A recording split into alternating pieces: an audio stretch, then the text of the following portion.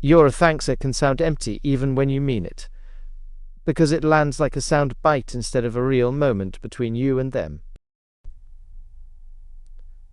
What if the sentence that changes everything isn't just gratitude, but naming exactly what they did and what it made easier for you before the chance to connect slips away? Thanks often fails because it can be true without being readable. It tells someone you're glad, but does not tell them what part of their effort landed. When you hear a thanks, your brain has to guess. Guessing burns attention, and attention is what turns a moment into a memory. Without a visible thread, your partner cannot tell whether they were seen or just heard. Notice how a blank sticky note feels the same every time, even if the ink color changes. Your nervous system treats it like missing information, not like care. Connected gratitude message names the effort and the impact in the same breath. It turns a vague receipt into a story someone can step into. You do not need grand words. You need the concrete link between what they did and what it changed. In a widely cited set of studies, researchers Robert Emmons and Michael McCullough had people keep short diaries that focused on gratitude. One group wrote about things they were grateful for, another group wrote about hassles, and a third group wrote about neutral daily events. Emotions and life evaluation shifted in the gratitude group over just weeks.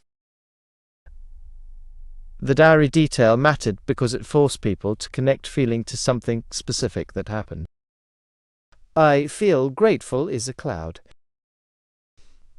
He felt grateful because my co-worker stayed late to fix the login issue is a map. Track how that difference shows up when your mind tries to replay the day. Vague notes blur fast, but specific notes stay clickable. Gratitude diary writing works partly because it trains attention. Attention is like a flashlight with a narrow beam. When you point it at the exact action that helped, the help becomes real, not assumed. That same mechanic explains why thanks can miss.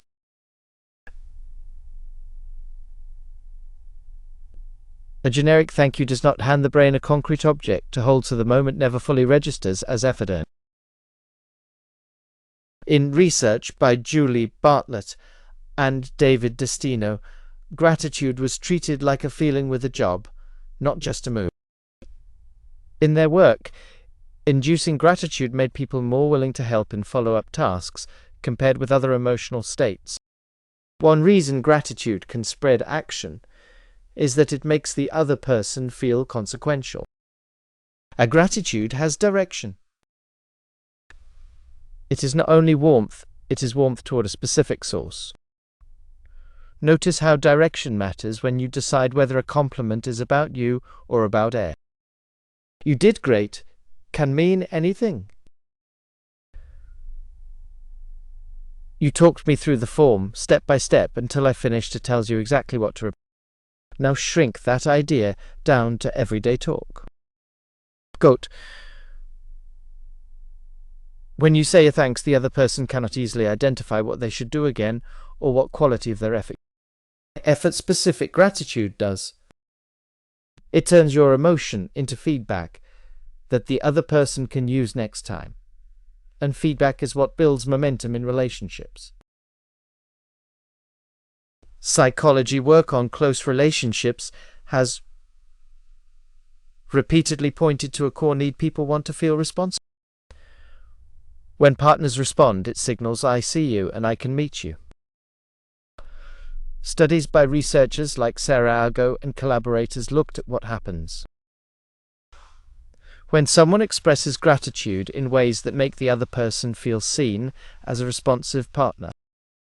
The key pattern was that gratitude that describes the effect of support is more relationship relevant than gratitude that stays general. Revisit a message you received that changed your mood. The one that landed usually named what someone did and what it made possible. That is why effort-specific gratitude connects. It does not just say, "I appreciate you." It says, "As I noticed the labor that matched my need." In conversation, that labor could be time spent, patience offered, or risk taken. Generic thanks can make someone feel like they were part of your day, but effort-specific gratitude makes them feel like they were part of your understanding. There is a real-world pattern in gratitude writing programs run through universities and therapy groups. People are often asked to write a gratitude visit or gratitude letter to someone who made a difference. Then deliver it in person or by mail. In many documented accounts, the biggest shift comes when writers move from a thank you for being kinder to thank you for the specific moment and the specific effort. A person remembers the exact evening when you showed up. They remember what you did with your hands, not just how you felt. Consider how your own memory behaves when you try to recall a moment that saved you. You can usually summon the detail, like a ride at 700 p.m. or a document fixed right before a deadline. When gratitude stays fuzzy, it becomes a compliment, and compliments can fade. When gratitude is effort-specific, it becomes evidence. Evidence sticks because it is testable in your lived experience. So instead of a thanks for everything, the connecting version names the event, the effort, and the outcome. Thanks for checking my budget spreadsheet twice on Saturday. I finally saw where the money was going is not just kind. It is legible. Imagine a waitress named Maya at a busy restaurant. A manager watches her calm a table after a mistake. Then later, a customer says, "A thanks." The customer walks out and Maya never learns what about her work mattered. Now replace it with an effort-specific sentence. The customer says, "Thanks for staying calm when the order was wrong and for checking back before we left. I felt taken care of." Track the difference in how it would sit in your body. The second message gives Maya a clear target: calm under pressure and follow through. The first message leaves her guessing. In relationship terms, guessing is costly.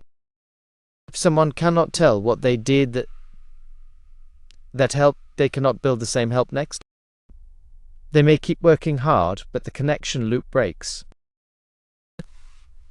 Effort-specific gratitude repairs that loop by pointing to a specific behavior.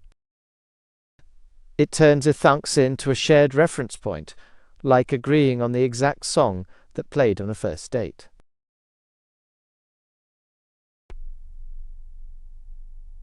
Even though customer service scripts are not what this channel means by gratitude, the interaction still teaches a useful communication lesson. In many workplaces, people answer tickets every day, and generic thanks is common. When the feedback is vague, the support team cannot tell what they should repeat. The next time someone struggles with the same issue, the support might change tactics, because the earlier message offered no clue about what worked.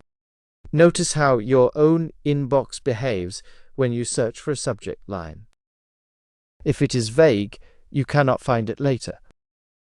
If it includes detail, like our reset steps for printer error E12, your future self can use it. Effort-specific gratitude works the same way.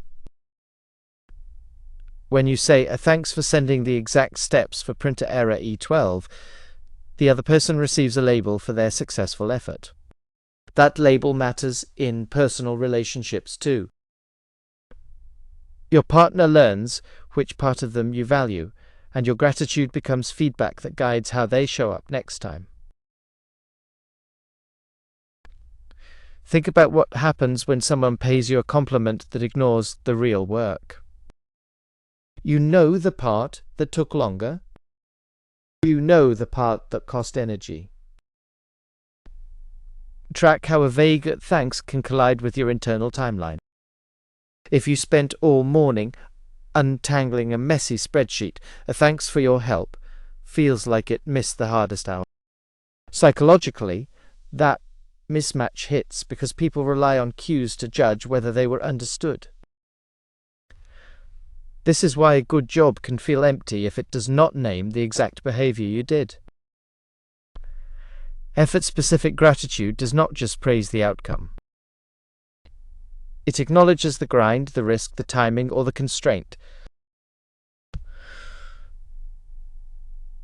That is the information your nervous system looks for when deciding whether you are true.